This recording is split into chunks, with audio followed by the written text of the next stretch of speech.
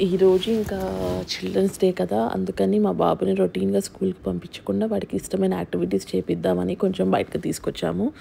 So, first ఏంటంటే ఈ range rover షోరూమ్‌కెళ్ళాము. ఇక్కడ ఏంటంటే ఎవ్రీ ఇయర్ చిల్డ్రన్స్ డే అప్పుడు ఈవెంట్ జరుగుతదనమాట.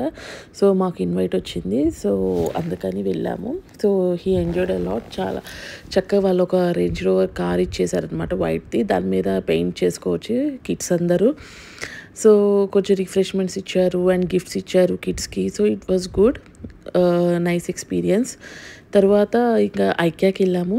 సో, ఐకియాలో కూడా ఈ చిల్డ్రన్స్ డే అప్పుడు చాలా ఈవెంట్స్ జరుగుతాయన్నమాట. సో, ఇప్పుడు జరిగే ఈవెంట్ ఏంటంటే చిన్నపిల్లలందరికీ ఈ కప్స్ గేమ్ పెట్టారనమాట. సో, ఇది కూడా చాలా బావుంది. సో, జీవాష్ బాగా ఎంజాయ్ చేశాడు ఈ గేమ్‌లో కూడా.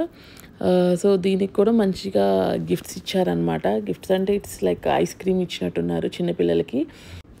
ఇలా జరిగింది జీవాన్ష్ చిల్డ్రన్స్ డే సెలబ్రేషన్స్ ఈ 2025లో. That's all.